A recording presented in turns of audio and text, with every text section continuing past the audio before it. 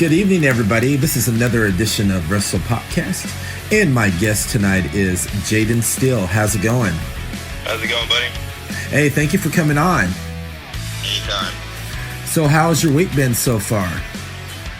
It's been pretty interesting. Just trying to chillax from Saturday, going over there to Alabama and getting in the ring with the pop star and feeling a little sore, just trying to get her out of the body and the bones here and move on down the road to the next venue. Yeah, what was it like to get in the ring with the pop star Johnny Romano? Oh, man. So, this was a new show, WWA. I ended up getting contact with a good friend of mine, Cowboy Buddy Love.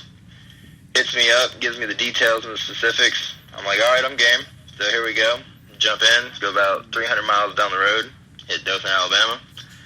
And didn't know anything about, going in there with Romano or anything like that at the time, because as far as we discussed ahead of time, it was, hey, I'm doing this with this guy. I'm bring you in, possibly do a run-in, set up a triple threat, et cetera, et cetera. Like, all right, sounds good. Get there, plans change, of course, and Johnny comes on over there to the table, and we get their specifics, one-on-one, face heel, et cetera, et cetera. Never seen the guy, never met the guy. You basically set up for the match details, and, we worked it out, and we got in the ring and started feeling each other out.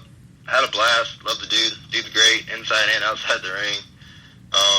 Definitely didn't expect to drive 300 miles and go out there and entertain the crowd by getting some dance moves on, but I loved every bit of it, so shout out to the pop star if he listens. Yeah, the pop star likes to dance a lot, and every time he comes out to the ring, he seems like he plays like a boy band music or something. Yeah. I think it was Spice Girls this time. Oh, I could see him doing that too, getting everybody dancing to Spice Girls. Oh yeah, he had me out there doing it, man. The real deal's got a funny bone, you know what I mean? So I had to practice some dance moves before we went out there. And you're probably going, oh my gosh, the real deal is dancing with the pop star Johnny Romano and to Spice. Well, I mean, that's that's something that a lot of people don't know, I can play heel and I can play face, but, I'm very entertaining, outside of the business. So, dancing, it's something that I've always loved to do. I love music and all that. So no one's seen that side of Jayden Steele. So, I kind of brought a new element to the table in Alabama. Oh, and I bet the Alabama fans loved it. Oh, they did. It got over like gangbusters, and I never thought, me going out there and just doing a little bit of twerking and dancing, and one electric slide later, here they go popping. That's pretty awesome as well. Another person you got in the ring with as well is Soulja. Can you tell me about that? Oh man, that's gonna be a long story. That's gonna have to be shot from the beginning. Soulja, the best way I can put this. We were XW2000. We had so much management coming in, in and out, coming in and out, coming in and out over this 1 year title run that I had. About halfway through, about 2-3 months in after last management change, there was a good guy called Peter Boone. He comes in, introduces himself, starts changing around the card and all that. Basically build up from a tournament into a fatal 4-way ladder match. Climbed the ladder, grabbed the belt, boom, 28 minutes of hell, got the gold. Now it's time to show everybody, I'm about it. So, Soulja is a local independent guy around here that everybody loves and has a lot of credibility behind himself. And from my background, I take professional wrestling very serious. So, in order to be that guy and to put that over the top, what was better than not to bring Soulja in? A fan favorite that used to work there before me, and I come in, and, I got the strap, so let's do it. We go into this angle, some new promotion guys come in, champion versus champion. We go in there, we hit Broadway. Soulja comes out, nobody's expecting it. The pop, boom, roof blows up, gets in the ring. We get this storyline going. We even got to bring in former WWF Tony Parks to hit this angle. And then literally the month before the match happens, the whole plan just got scrapped. Wow. Order changed hands once again. That's crazy. Yeah. It was a big disappointment with all the setups that we had. I was really looking forward to it. The fans wanted it badly. We had it advertised like hardcore, and you know, that's a business. Unfortunately, some things changed. You know, the day before. You know, it was frustrating for sure. Not going to like shoot on anything, but yeah, you know, it could still happen down the road. Needless to say. I hope it does happen between you and Soulja. I would love to see that. I mean, you've seen some of the clips on the YouTube, right? You've seen the build up to that. Yeah, I did. It was pretty intense so far. Yeah. Yeah, you know what I mean. And then like when that got scrapped, you know, it was just. I'm all about entertaining the fans, man. Mm-hmm. Like, you know, I'm not trying to be, you know, fame, glory, money, all that. Nah, man, I do it for the fans. This is for, you know, in my blood. You know, if I can't put a smile on their face, if I can't make you boo me at the end of the night, I'm not doing my job. Exactly. Have you ever had a fan that got so frustrated with you and just walked out and left because you did your job as a heel? I can do you one better. I've had one swing at me over the barricade because I was getting a little bit riled up, and he kind of got a little irritated and took a swing and kind of went over the barricade there. And that was kind of like the realism of me playing a bad guy. I learned that I could really get underneath people's skin like that. So it was a power that I had to kind of learn how to control before like I could mix it into like the wrestling world with entertainment, because, you know, when you got people so anxious and worked up, you know, you got to like watch out, because some of these shows with security, man, you don't know if they're going to be there for you or not, you know. Mm-hmm. I've sat there and seen, you know, an old lady take a cane and hit one of the boys in the locker room right across the back when he was walking down doing his thing playing heel. So, you know, I've had some scary moments in the back of my head from, you know, my old man telling me back in the heyday in the 80s when, you know, he got dang near like gutted down there by his leg. He still has that scar to this day, and you know, we talk about it. So that just, it runs in the back of my head when I play heel every single time. Sometimes I like limit myself on certain like acts or what I say, just surely for the fact that I don't want to take it to that next level and put my safety in jeopardy if I feel like you don't have the security or the safety protocols to like keep me from being touched, hurt, or injured. You know what I mean? Oh, I definitely know what you mean. And you're also a second-generation wrestler as well. And your dad was former WWF superstar Tony Parks. Yes, sir. So can you tell me some memorable moments with your father in the wrestling business? And also, I know you grew up around the locker rooms as well. Oh, I have. You know, it's a blessing and a curse at the same time. Like, when you have a father that's been in the business, especially, like, when he's, like, touched down to, like, all, like, major territories. Like, growing up as a kid, you know, in one perspective, you know, obviously at that point in time, it was awesome. Loved every bit of it. Like, wow, I get to see my heroes in real life and form these kind of, like, bonds and get these reactions from them. And it's, like, breathtaking. You know, like, don't pinch me, I don't want to wake up type dream.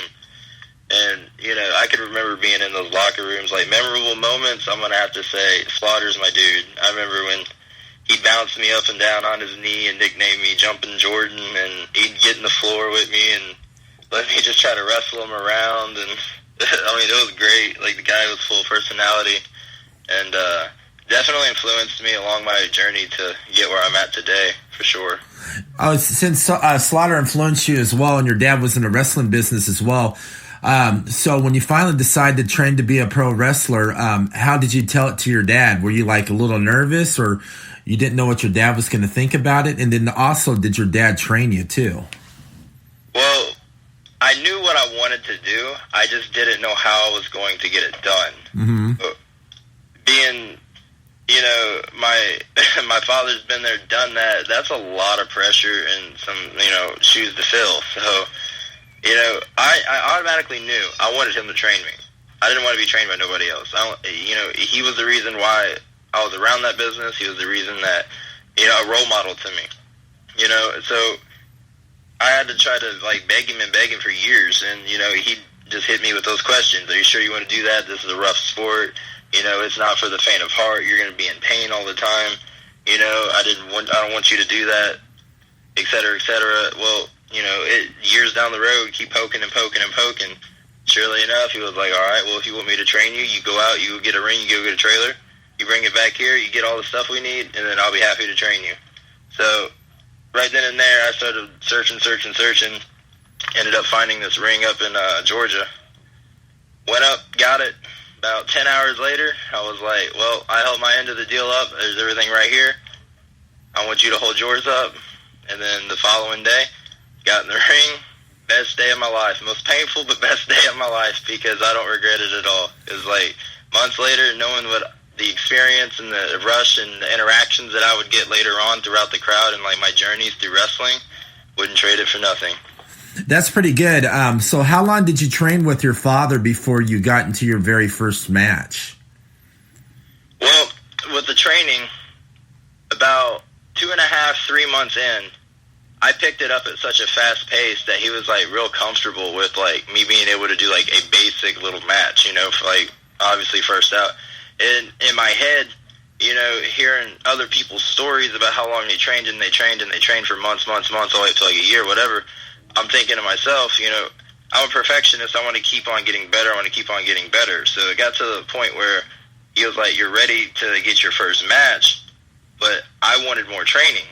So I made him work with me another 2-3 months until I felt comfortable to where I could do what I felt like I could do.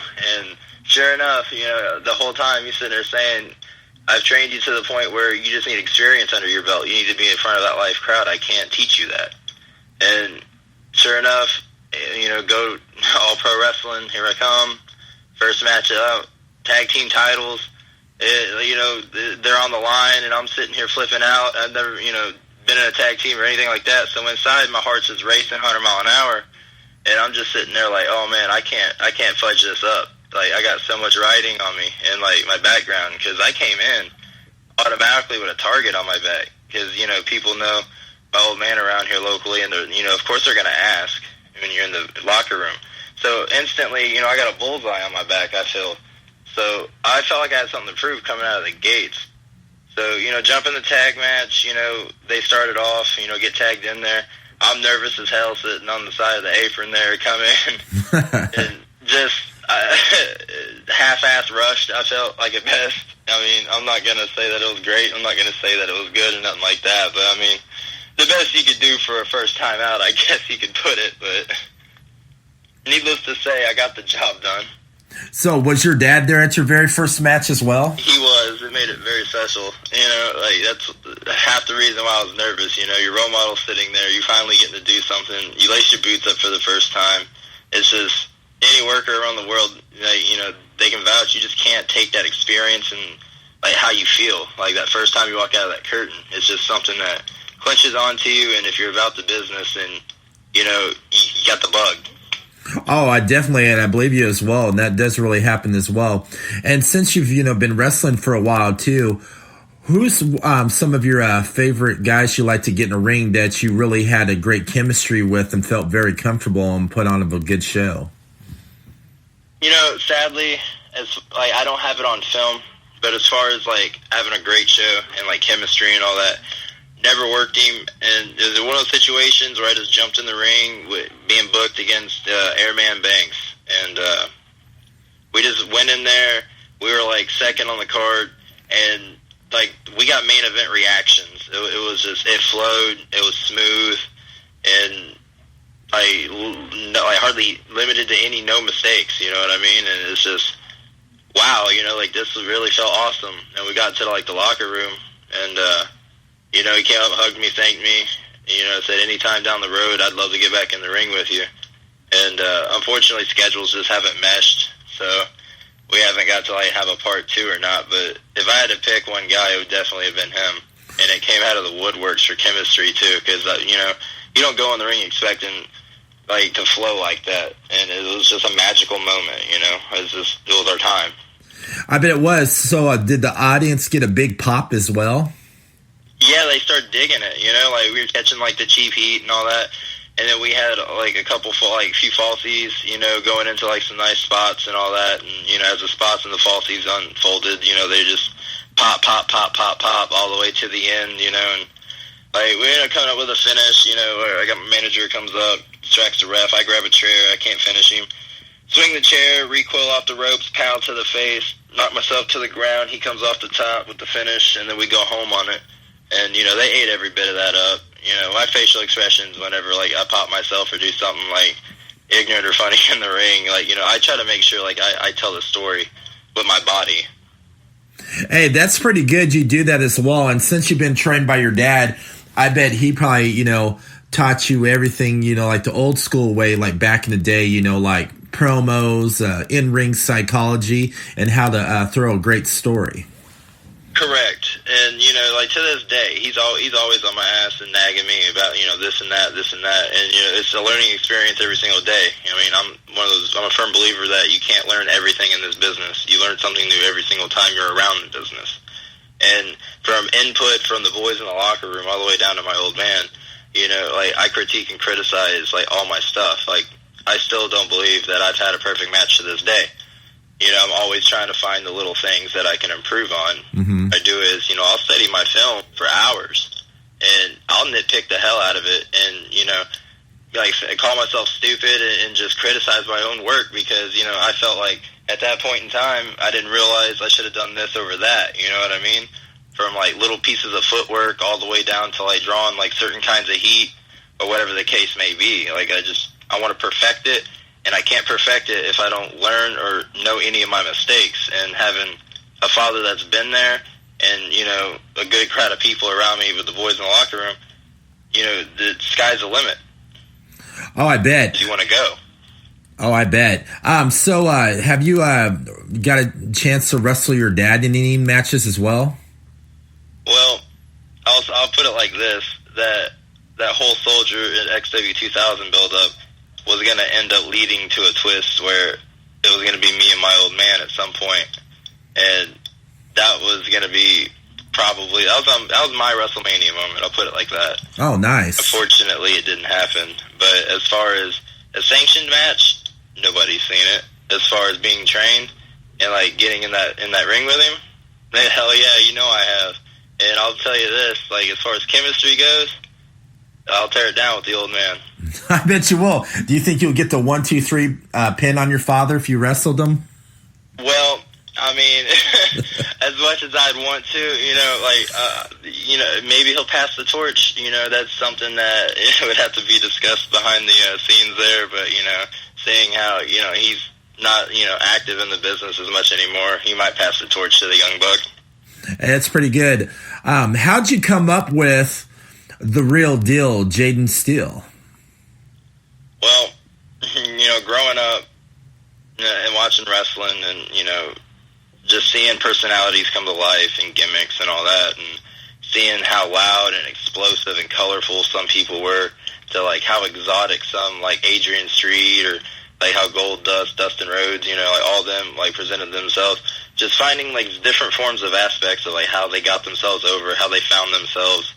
And, you know, I'll sit in here trained, like, wow, like, I got all this talent now, and I really don't have a name to put behind it. And I'm just sitting here thinking, and just so happens I was watching that new Karate Kid movie, and I was like, Jayden, I like that name, that's pretty cool. And then sitting there, like, typing in the word Jayden, and seeing, like, what it, like, came up with, and, you know, came across, like, you know, Jade Stones, and the movie was, like, he was, you know, Jaden Smith, I think is his real name, is Will Smith's son, and I was like, well, I like the word Jayden, I'm going to keep that, I can work with that. And I was like, Jayden, and, you know, I was just looking around and just seeing, like, my trailer sitting there at the time with my ring on it, and I was like, well, Steele, and I was like, Jayden Steele, and I was like, I like that, it's got a ring to it, and I was like, now, you know, every wrestler's got to have a nickname, you got to have something to go by, you got to have some moniker, and sure enough, you know, like, my dad was like, well, you're cocky and arrogant enough, why don't you call yourself the real deal? And then, boom, it just clicked, the real deal Jayden Steele. And then just live, and I loved it, and then just ran with it. Hey, that's pretty good. I like that name as well. And speaking of Sgt Slaughter, since, you know, you grew up around him in the locker room as well, you also did a Veterans Day promo for him as well on social media, and he hit you back. Oh, he did. Like, you gotta understand, I haven't got to see Sgt Slaughter in, like, years. You know, ever since, like, I was a kid and, like, the old man got out of the locker room and all that. You know, that was really the only times that I really got to talk to him and like spend time with him. Well, you know, over the years, obviously between moves and all that, you know, you lose connection. Yeah. And growing up and being an adult now and actually being trained in this business, I was like, if Veterans Day was coming around the corner, you know, I didn't reach out to him or anything. It was just me and two good friends of mine, the headliners, the Wildcat Jamie Powell, Chosen One Chris Matthews. We was all sitting there, and I was like, hey, why don't we do a Veterans Day promo for all the veterans around here and thank them for their services, you know? So we cut the promo, and then we throw it on, I throw it on my Twitter, I throw it on all my social medias, and Slaughter sits there and hits me back with it, and I was just like, it made me feel good inside for like how like close a relationship we've had, and to be grown up, and then he hits that, and then to be like, hey man, now I'm grown, how are you? And then form that bond and start talking to him and like touch base after so many years of being young to being an adult. It's life changing to like some, but to me, you know, he's like a normal person. I've been around him in the locker room, and you know, he basically took care of me when my old man was out there in the ring. So, you know, I shoot the shit with him here and there, but we ain't had no like interaction ever since I guess I was a kid in the locker room anymore, if that's like the way you wanted to put it. Okay. Also, do you have any good road stories? In the indies or like going down the road in general? Hey, you can tell me an indie story and a road going down the general. You can tell me both. Well, going down the road. Good old Mick Foley and my father. Good friends with Dewey. Went to school with him. Uh-huh. Great guy. You know, love Mick to death. Do anything for you.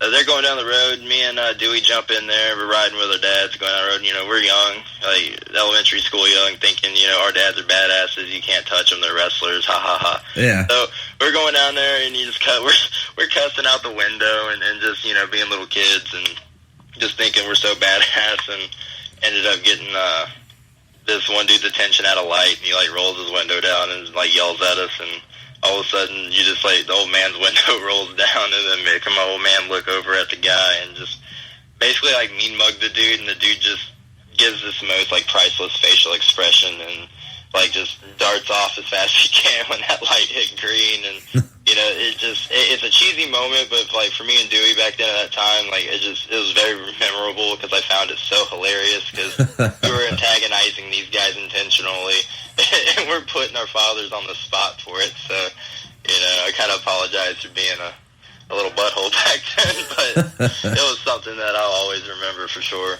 Hey, that's pretty good as well. Also, you did some work for WWE as well. Yes, I have. I did the Memphis and the Birmingham earlier in the year of 2019. And how was that and the experience for you? Completely different, but the same in a way, from remembering when I was in the locker room with my old man to going there now. Obviously, you know, productions and everything's going to change over technology in the years that go by, but the personalities and the characters and, you know, everything that goes like forth in it from when I last seen it, it was phenomenal. Crazy experience, very humbled, and you know, it was an honor to do it. And I actually like learned a lot, you know, soaked it up like a sponge. You know, you're like coming in as an extra talent. You're supposed to sit there and you know your locker room or your catering. That's like what they really want you to do. But you know, when I went up there, you know, I wanted to study and learn and try to figure out why these guys were here, how they're doing their thing, what makes this work, what makes this click, and just watching these guys before curtain call and going to Gorilla and all that, just seeing what they're doing to get themselves into the presence of being that character, and how to provide the audience with the interactions and the entertainment that they do was a hellacious learning experience and a great learning curve to like try to overcome now. Like I learned so much being there for those 2 days than I felt like I have in like so many months or so many years, like from just going down the road in the indies. That's an experience that you can't learn unless you're actually there face to face and like you're seeing it firsthand. I bet you probably learned a lot, and you probably walked around a bunch of, you know, professional wrestlers and, legends, and you're probably going, wow, Right, like seeing them and all that, it's mesmerizing, but you got to realize you're there to work just like they are. So, you're not going to run out there asking for autographs by no means or mark out, but, just trying to like keep my ground and my distance and watch how these guys are doing their thing and how they get psyched up and watching how the creative in the back works before segments and how they're getting into character is just phenomenally like an amazing experience. Like, I can't even like break it down fully because it's a lost for words kind of term. So since you're a pro wrestler as well, have you ventured out further from where you're from? Originally from Missouri, reside in Florida now. So far I've gotten to work, Florida, Alabama, Mississippi, Georgia. I got to do one home show in Missouri. I've hit about 7-8 states so far in this journey. Hopefully, my big thing, I got to knock out one, and that was to do a shot down there in Mexico, which was a very humbling, unique experience, especially for the fact that I can translate a little bit of Spanish, but I can't speak it very well by no means. So that was an experience of like learning how to like run a match off of body movement and like your positioning and IQ in the ring. Like when they're calling spots in Spanish, you're gonna hear it, brokenly. It's gonna be broken. So you really got to go off of the feel, the body language, and like use your IQ in the ring. So it was definitely something that I had to adapt to really quickly, or you're gonna shit the bed. And that was a bucket list of goals right there that I knocked off, was getting to travel down there. But as far as being able to like go outside of the country, I really want to go to Japan or the UK. Those are like the two destinations on my bucket list left that I really want to travel outside the States on and have the chance to do. That's pretty good too. So when you like went over to Mexico and all that, were you like a little nervous and because that's a whole different wrestling style than right. Some of the styles in the States? To be honest, when I went, like my first like reaction to the whole thing, because like my old man has like some ties down there, and he was like, I can take you, like I can get you down there, but it's like you're going to be down there for about 3 to 6 months, depending on like how long of a shot you're going to do. Yeah. So I was like, all right, yeah, I'll do that. So he sets it all up, and in the back of my head, when I'm going down there, with like Trump being the president and all the issues that are going on right now. Yeah. And it scared the hell out of me. It really did. Like not being from their country, I was afraid. Anything could happen to me. So I just stayed by the boys at all times. I really didn't venture out and get to enjoy it as bad as I'd want to. You'd think I'd go see the beaches and stuff, but nah, I was just stuck, man. Like I just played it by the book. And I was terrified for like the first time I went down there. So, I mean, if I go back down there, knowing what I'm getting into this time, I might feel a little bit more comfortable. But I mean, to be honest, anybody that goes out to a different foreign country that you're not from, it's always going to be in the back of your head. Anything can happen. Oh, I totally agree with you as well. And let's talk about Florida. What's it like wrestling in the Panhandle in Florida? What's Florida style wrestling like, and how's the popularity of wrestling in Florida? As far as Florida goes, the Panhandle, which would be the top part of Florida there, for anybody that doesn't know Florida shells or anything like that.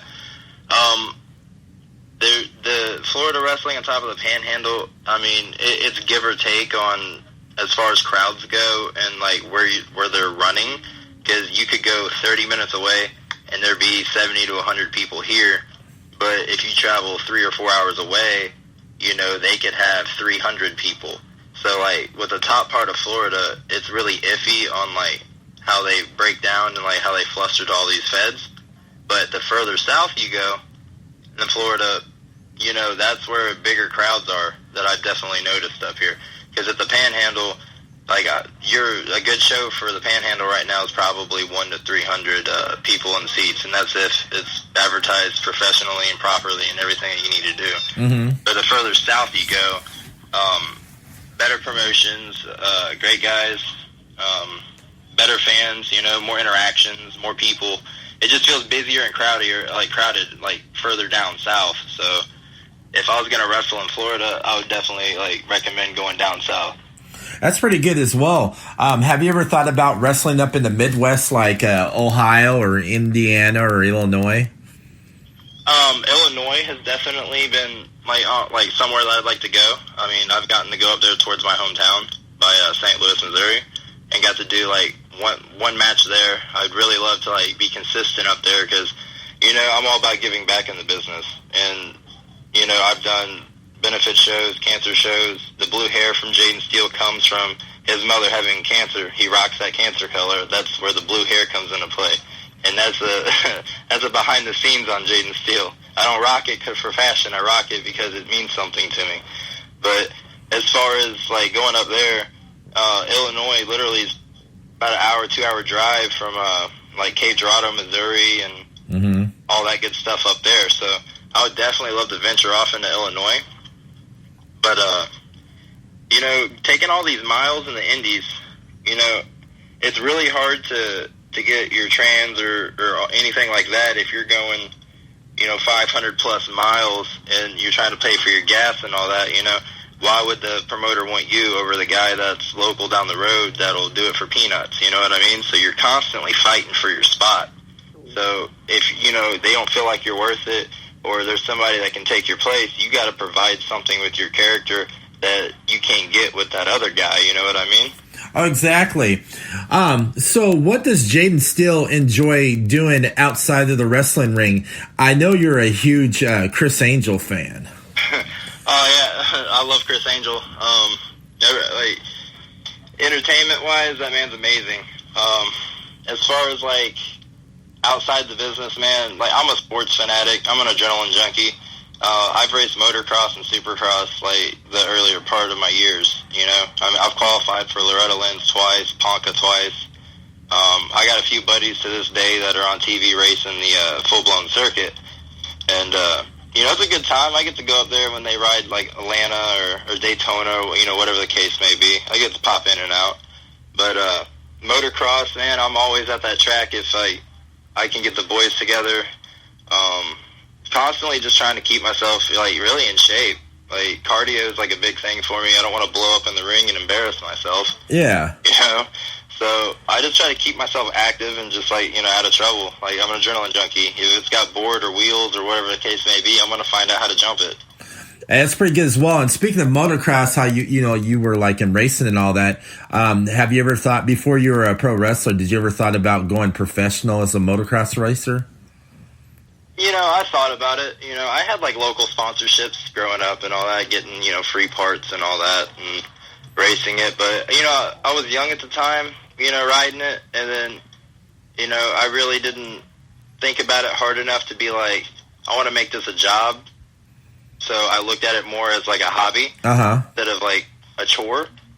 And it was great, I ended up meeting a lot of guys that were in that business. Kevin Windham, Steffi Bow, Ezra Lusk, Shane Lusk, great group of people. And it was definitely a learning curve, but I knew that I wanted to wrestle whenever I was riding those bikes. It was just, wrestling provides a different feeling for me than what jumping a motocross bike would. I bet it is as well. That experience, it was hook, line, and sinker. I'm instantly in. Hey, that's pretty good, and it seems like you're really enjoying it as well and learning. So are there any wrestlers out in the Indies you haven't got a chance to wrestle and you would love to get your hands on and put on a good match with them? Oh yeah, there's several out there, and hopefully a couple of them are listening. Soldier, I still want to get in the ring, buddy, and get down. It might not be XW, but yeah, give the fans what they want. As far as the others go, the Aztec Warrior Alex Cruz, I would definitely like to see you on the radar. And the Chosen One, Chris Matthews, great guy. Got to do a fatal four-way with him, never a one-on-one. I would love to. But it all depends on scheduling. You know what I mean? Oh, exactly. Also, where can everybody find you on social media so they know what you're going to be up to next? Well, if anybody wants to follow my socials or any of my handles, you can catch me on Twitter under the name of RD Jayden Steele. If you got Instagram, you can catch me under there as RDJ Steele. Obviously, Jaden Steele on the wrestling page for Facebook. And I also do Twitch every now and then here when I can, and I'm starting to broadcast my live wrestling streams on the Twitch platform now. So if anybody that has a console or mobile device that's into Twitch, you can catch the action there. I just started doing that, and it'll be under the name of FNXD Real Deal. All right. Thank you so much for coming on out of your busy schedule. Hey, man, anytime that I can get on here and get to, shoot the stuff with anybody that has a passion like I do for professional wrestling, it's always an honor. Hey, and like I said, thank you very much. And everybody else, you can follow me, Wrestle Popcast, at Spreaker, Spotify, iHeartRadio, Apple Podcasts, Podcast City Network at podcastcity.net, also at Hitting the Marks Podcast. And you can follow me at Twitter at Wrestle Popcast and on Facebook at Wrestle Popcast 1. Everybody have a great evening.